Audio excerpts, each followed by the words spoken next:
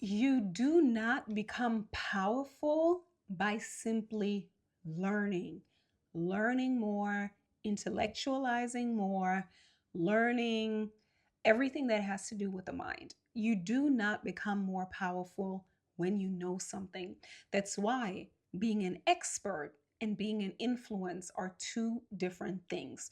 So today I want to talk to you about a multiplicity of topics, but everything is always connected. Okay. So I came to this topic idea because of a personal experience. That's my teaching style. I always use real life examples to show how I have switched and changed my identity and how the identity shift that I have gone through is helping me to move different. So, the example here is that I have just recently met an old friend from school. So, that's more than 18 years ago.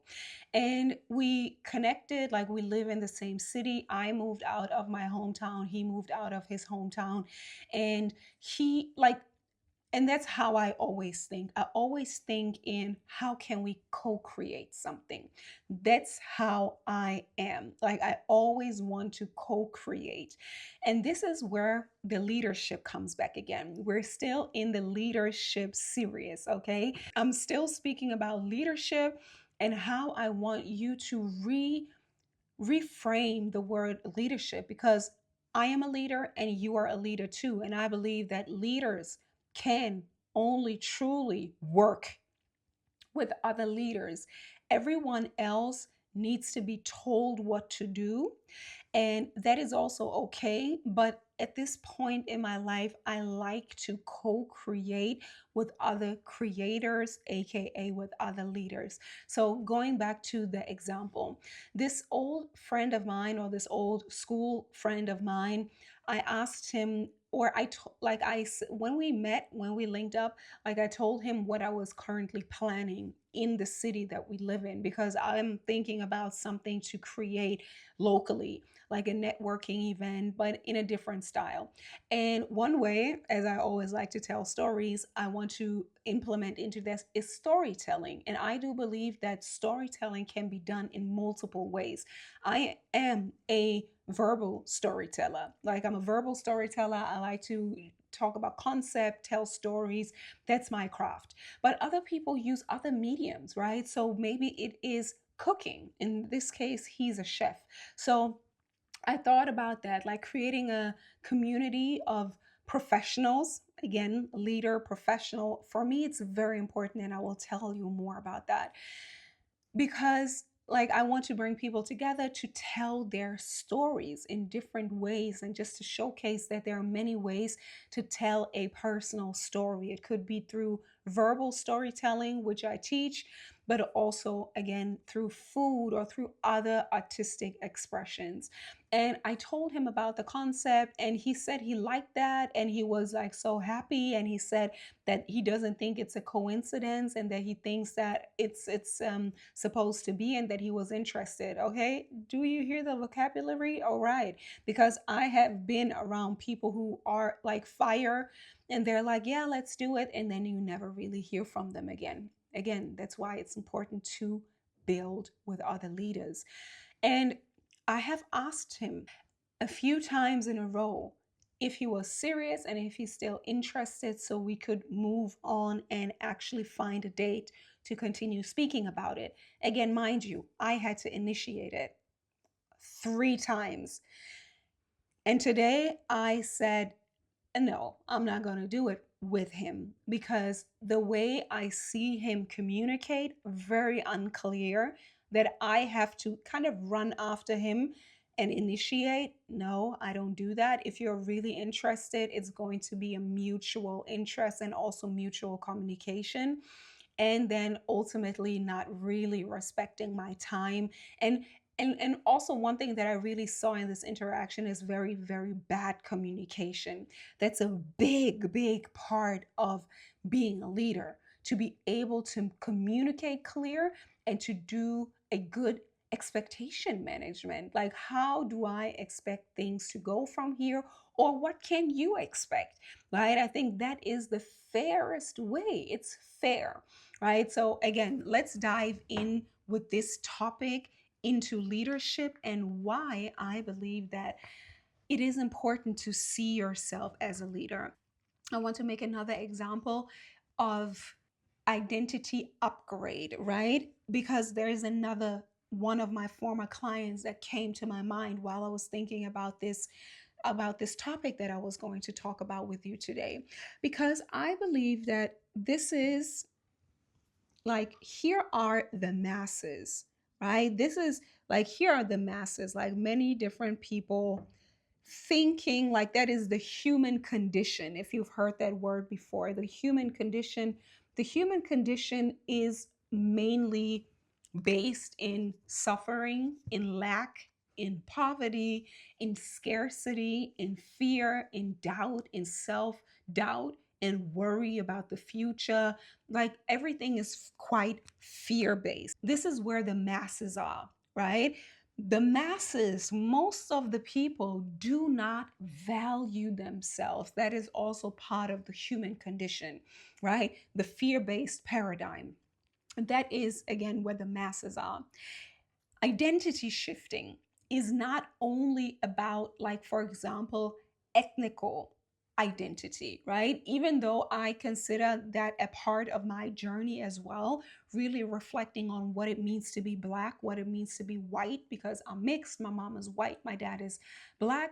And I had to really come to terms with that, or I had to really see like what it meant, like the concept of whiteness, the concept of Blackness, the concept of racism in this world, privilege, power, right? All of that, because I am obviously a brown woman. Okay, so definitely this part of identity is also there, and I'm not bypassing it. But there's another identity that I'm speaking about, which is more of the core identity, which is rooted, and I call it, which is rooted in the divine, right? And this is how you are transcending, or, yeah, transcending this barrier, the barrier of the bottom of the pyramid, the barrier of consciousness where you don't value yourself. You rise up into your divinity, and your core, the core concept of you is based and rooted in love, in peace, in bliss, in fulfillment, in abundance, in overflow, in solutions, in self trust, right? Because you trust in life, in the universal principles. Again, this is fear and this is love, right? That is, love is a consciousness, right?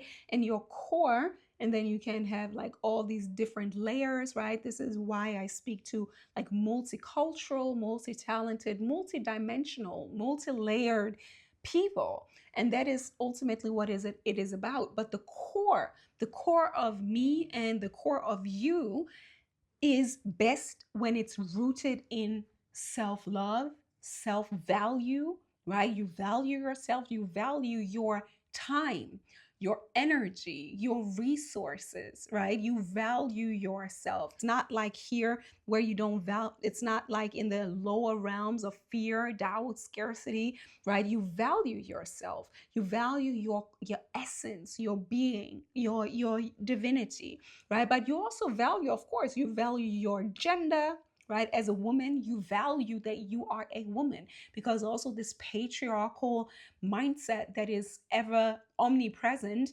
can make you not love your femininity. That's why I wrote my book on healing into femininity, right? Because it was a journey for me too. Not only did I have to come to a peaceful place with my ethnical identity, but also with my gender identity, right? And then I'm a woman, I'm a Black woman. I had to come to terms with that.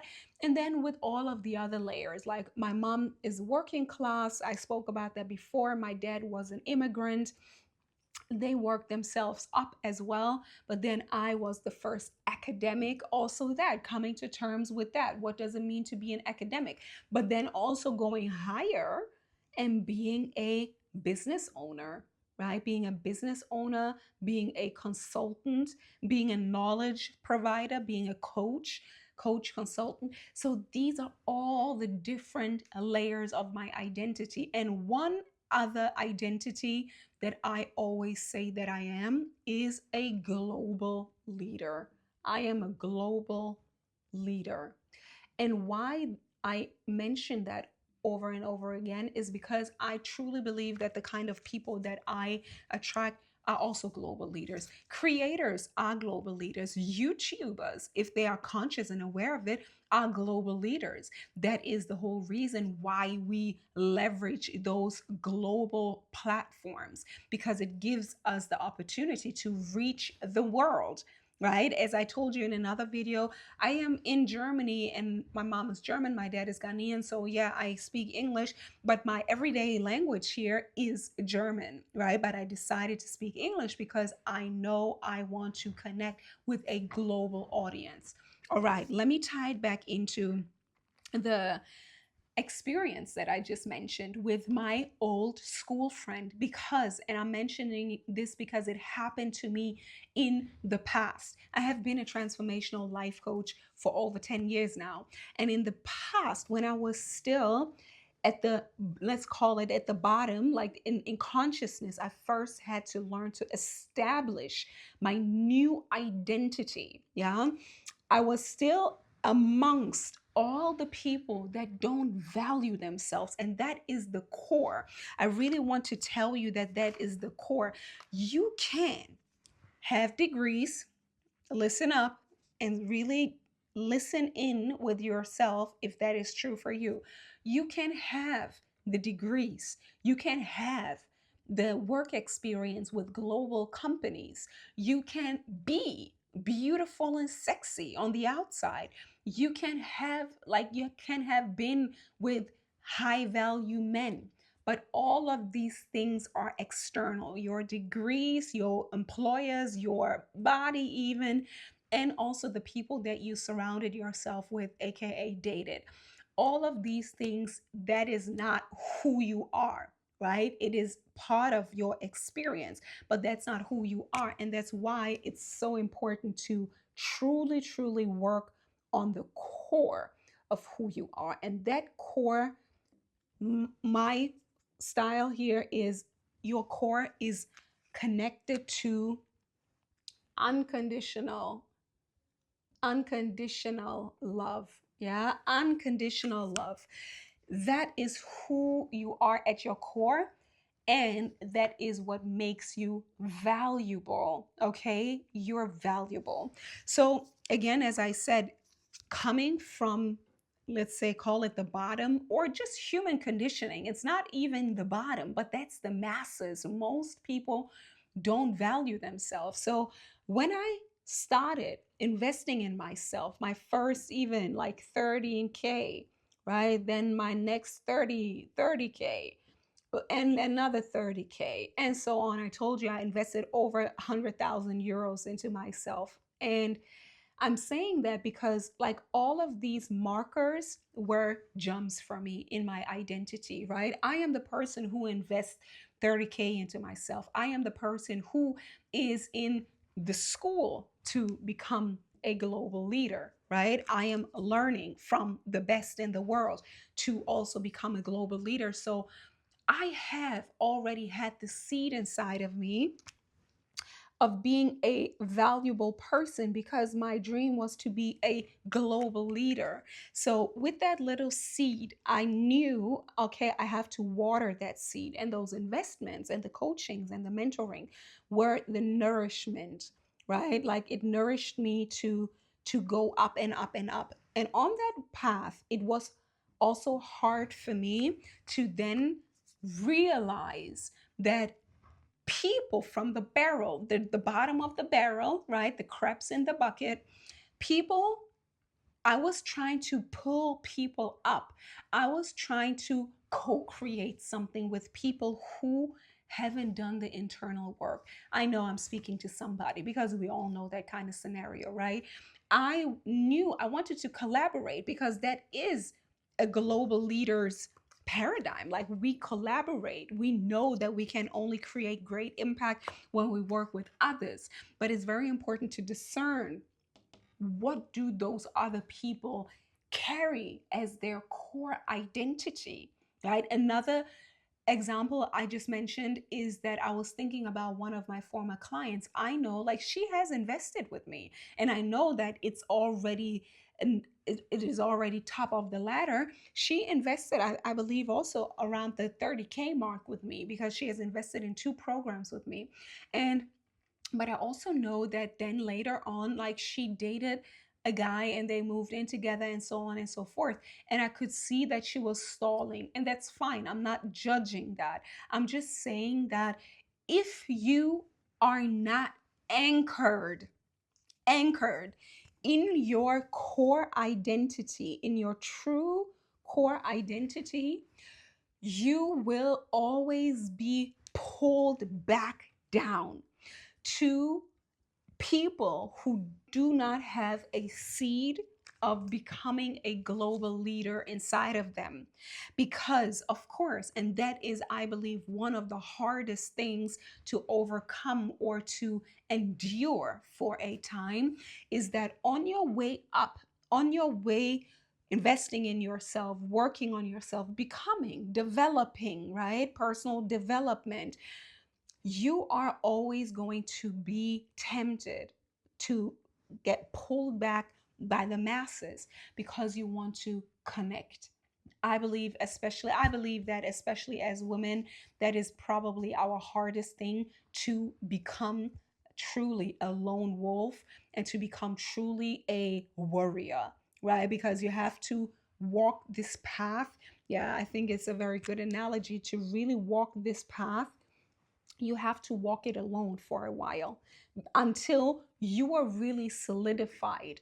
And that is a practice. It's just like muscle building, right? You're solidified in your identity of being a global leader or whatever is true for you here right now, right? You are an academic, you are a business owner, you are a consultant, you are a YouTuber, you are a creator, you are a global leader.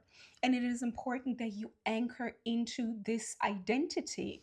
And again, tying this back into the scenario I just painted for you with my old school colleague, after he like didn't really take what we were speaking about, because for me, word is bond. For me, my word has weight.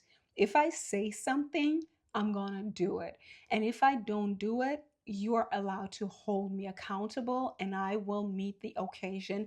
Either I will say what happened truly, I will I will apologize, and I will try to make it up, really, because I want my word to have weight. And with this guy, like, he didn't take it seriously. And now I told him that let's stop it. Like, let's not continue to entertain even the idea, because nothing has happened yet, thank God. So, and I saw, like, just two three interactions, the way he does things, the way he communicates, he's not serious. He's not somebody I would enjoy working with. That's ultimately where I am at this point in my life. I wouldn't enjoy working with him because there's a lack of professionalism, there's a lack of communication, and for me, it is definitely also rooted in a lack of appreciation. But I also realized a long time ago that it has nothing to do with me necessarily. It's him, because he probably doesn't have a seed of self appreciation inside of him.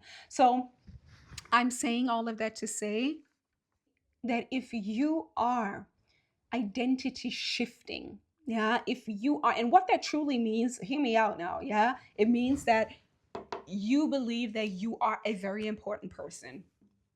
VIP. That's it. You believe that you are a VIP, and not from an ego perspective, but truly from a soul's perspective, because you are. Everyone is. But most people don't see themselves like that, right? So you are a very important person. Your time is valuable, your resources, your energy, all of that is very important, and you have no time to waste. Okay? You allocate your time also to play, to have leisure. I'm not speaking about that, but you have no time to waste. So if people are wobbly in their energy, if people don't know what they want, if they can't communicate, you leave them. You leave them, because whatever they project and how they don't come across with valuing you, it's not about you, it's about them. It's probably because they are still in this lower consciousness of the human conditioning where they don't even value themselves, let alone you. So the last thing I want to say about identity is, because one thing that I believe that we all face at some times is that when people ask us, like, who do you think you are? Probably we've all been afraid of that question at one point of our lives. And I want to give some voice to that. Like, who do you think you are? Who do you think you are? That is your identity.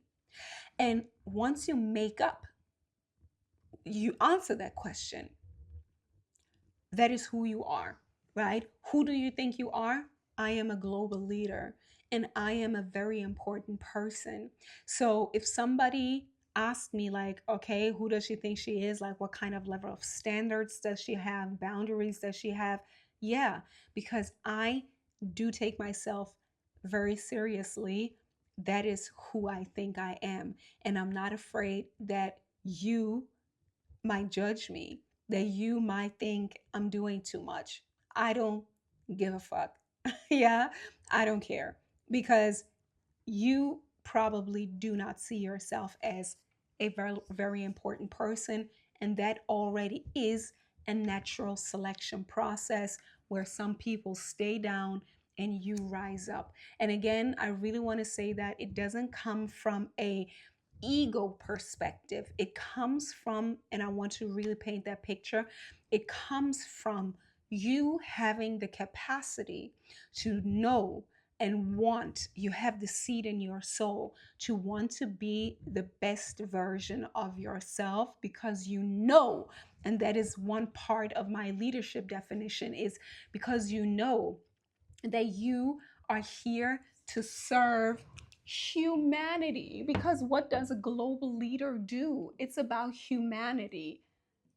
Humanity, right? You are here to help humanity, and you cannot waste your time with one person that is not even on the same path. Like, you are here with your gifts, your talents, to serve millions or billions of people.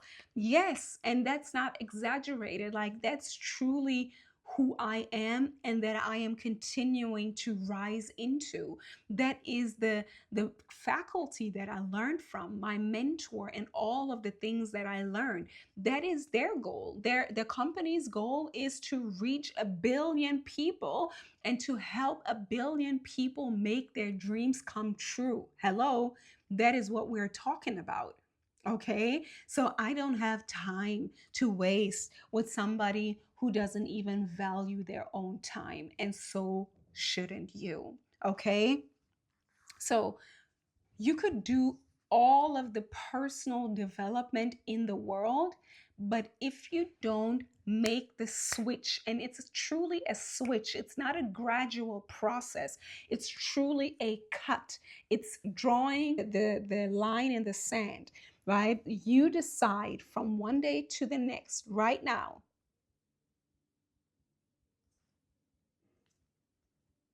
Right now, you decide that you are no longer going to be part of the masses where people are not even valuing themselves. You are going to be part of the few, or maybe even the many, because I truly believe that we are becoming more and more and more. And that is my personal wish for you to come with me so I can help you become that person, right? That you decide that you are now a person who truly values themselves, and that your identity is that you are an impact person. You are impactful, you're a global leader, you're creating a legacy, and you are someone very important from a very, very grounded perspective. Okay? Because personal development ultimately should always lead to a higher perspective, to mastery, to crystallization, to refinement, right? You develop. Again, that is the multi layered. Developing is also enveloping, right? Like you take away all of the layers, right? I'm a global leader. Maybe the global leader is also inside here. I'm a child of God. I am a divine person, but I'm also, as I said, I'm half Ghanaian, half German. I am the child of a working class mother and an immigrant father.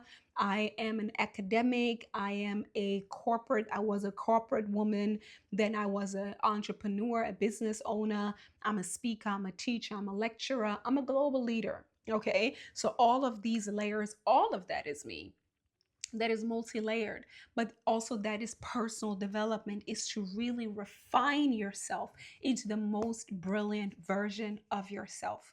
That's it for today, right? So I just really wanted to give a personal example that you have to shift your identity in order for you not to be pulled back by people who are not on your level. And that is important to know because I'm speaking to good hearted people, heart centered people, empathic people, people who want to change the world. But on your way there, you have to understand that you're not going to change the world by working with people who are not on the same mission as you. You have to rise up into your brilliance so you can collaborate with people at the top. And the top is truly a state of consciousness. It's not about the old power structure, the old hierarchy, but people who have worked on themselves, people who have developed themselves, people who are willing to take responsibility for themselves, their actions, and also what they're creating.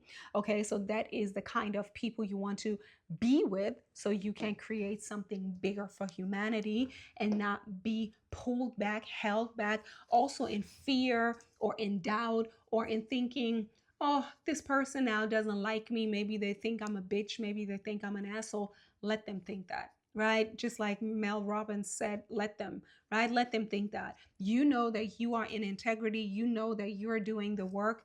And it's important that you truly trust your first signals, right? Just like me, I was looking over and I saw, no, I don't like the way he communicates. Like none of that is my style.